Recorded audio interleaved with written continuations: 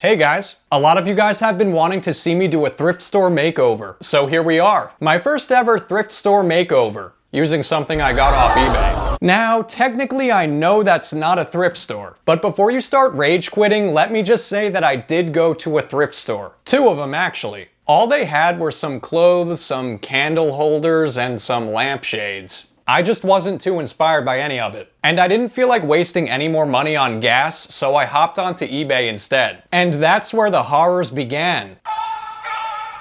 You see, I came across this ancient artifact. It's beautiful. It's just an old clock.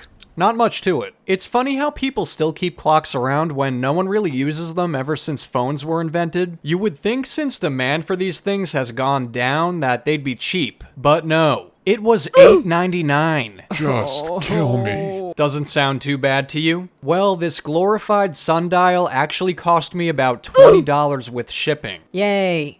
So obviously we're off to a great start. I then sketched out my idea. It's very rough, so if you can't tell, it's supposed to be a troll holding the clock. He's just trying to have a good time. Oh no. If you're new here and you own a clock, you should consider selling your soul to me by subscribing to my channel. If you don't own a clock, You're a liar. and you should subscribe to me anyways. Make sure you ring that bell icon and select all so you don't lose me on the internet or miss any videos. I post new videos. Every Friday. I started off by scrubbing everything down. A nice, painful sanding.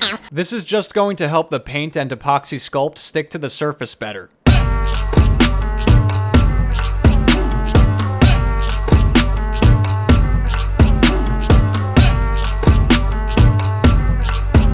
If you don't know much about epoxy, it's kinda like Play-Doh, except not really at all. It's much nicer. And it's air dry, so you don't have to bake it in the oven once you're done sculpting. Which is nice, because you wouldn't want to set the clock on fire, unless of course you're trying to Kill time.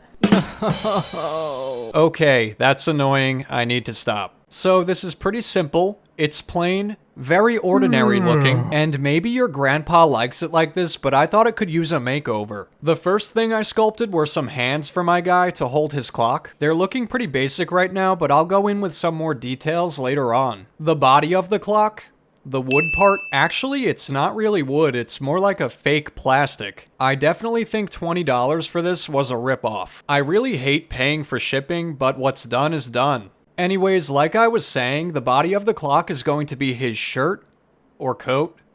I don't know what it is. I was making his shirt flaps, whatever they're called, but then I decided he was looking a little too sophisticated, and we can't have that now, can we? I clearly needed something to make him less cute and more creepy, so I gave him a front porch. I took some tinfoil and layered that on top with epoxy for the stomach. I'm running low on epoxy as it is, so I had to make every bit count. I then added a belly button. That's right, he's Naked. Just kidding. I'll be adding his top momentarily. You'll have to excuse him, it's the day after Thanksgiving, so he's still a bit bloated. I sculpted on the sides of his top and added some buttons. After that, I gave him a belt. He's wearing pants, Obviously. because why else would he need a belt? But he doesn't really have much of a bottom half. He's not perfectly proportional. It's style. I've made disproportionate things several times now, so at this point it's just becoming like a thing. Does that make sense? No? Okay, good. I also decided he probably needs a pocket watch. Yes, because never mind the huge clock he's carrying around, you're not good enough. I do now realize that it doesn't make much sense, but I like the way pocket watches look, and I felt it fits my troll's aesthetic. I guess he's a troll who likes to steal. His specialty is stealing clocks and watches. That's his thing. I don't know. I just really wanted to give him a pocket watch, so I gave him a pocket watch. I've always wanted a pocket watch, so it's kinda like I'm living vicariously through him. Just let me live, okay? Anyways, then I worked on the hands some more. Since he's a troll, I thought it only appropriate that he be blessed with hairy knuckles. In fact, he's got hair everywhere. Gorgeous, hairy, chewy hair. Yum. I also added some fingernails to really pull the look together. They kinda look like skeleton hands at this point, but it'll look better when I start painting them.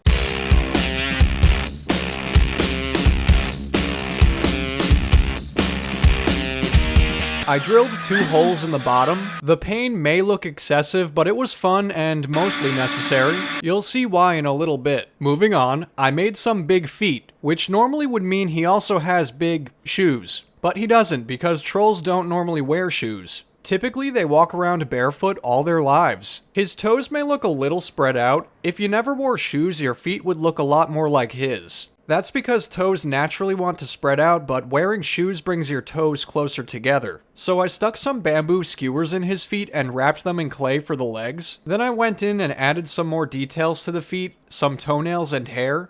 Again, it's looking kind of crazy, but it'll make more sense once it's painted. Then I attached the legs to the body with epoxy. So yeah, I didn't film that whole process. I accidentally did that off camera. Sorry about that. After that, I moved on to sculpting the head, and yeah, I actually had a lot of trouble with this part. I started off by building the cheeks and the eye sockets. It started off bad and got progressively worse. The thing with epoxy is you have to work quick. You can't take your sweet time. And well, that has its limitations. I was trying to make my troll creepy cute, but this was just not it. Well, normally I'm all about long live the horror and all, but this was going a bit far even for me. Wanna buy a watch? So scratch that. I ripped his face off.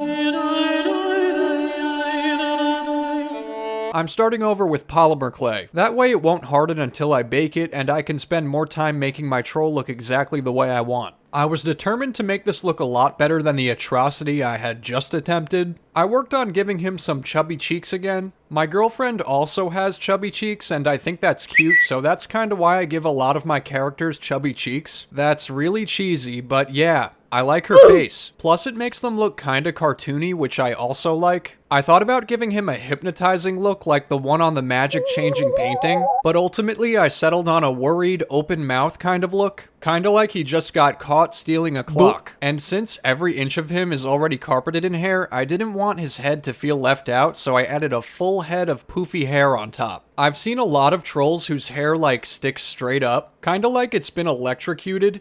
It's very voluminous, so that's kind of the look I'm going for here. I used one of my sharp pointy things to add texture to the hair and eyebrows. Alrighty, now that I'm done sculpting, I'm just going to go in with some clay softener and smooth everything out. Then I just have to bake the head and let it cool off.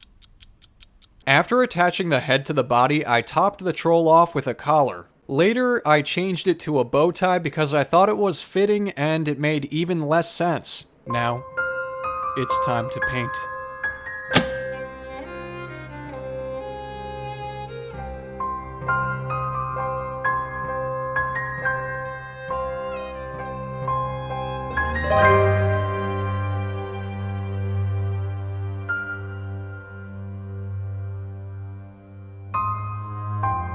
I didn't really have a color scheme in mind or anything, I just kinda went for it. I wanted him to look a bit woodsy, just because the clock is made out of wood, or like fake wood, but I wanted to keep the same aesthetic, so I went with a dark brown for his coat shirt thing. And for his little tiny booty shorts, I painted them a light brown to go with his top. So I just made a character that's blue last week, so you'd think for this week I'd choose a different color. I love you so much I want to kill you. But no, I decided my troll should have blue skin. But it is a much, much lighter shade of blue, so yeah, they won't look related or anything. And then of course there's the fact that a troll and an ogre are completely different species. I originally had planned to do something like the Beauty and the Beast clock, Cogsworth, with like a face on the clock and add some arms and legs, but ultimately I decided on turning the clock into a troll just because it's a lot more chaotic and nonsensical and I don't know. I think it's funny looking. I wanted his hair to contrast his skin color, so I went with a dark blue, and since I made his poof on top a dark blue, I ended up painting all the hair on his fingers and toes and stomach that same dark blue color. It was very annoying trying to get into all the twists and turns. The pesky little crevices. It wasn't easy. For his fingernails, I painted them a plain white color and went in with some pink for his cheeks and bow tie.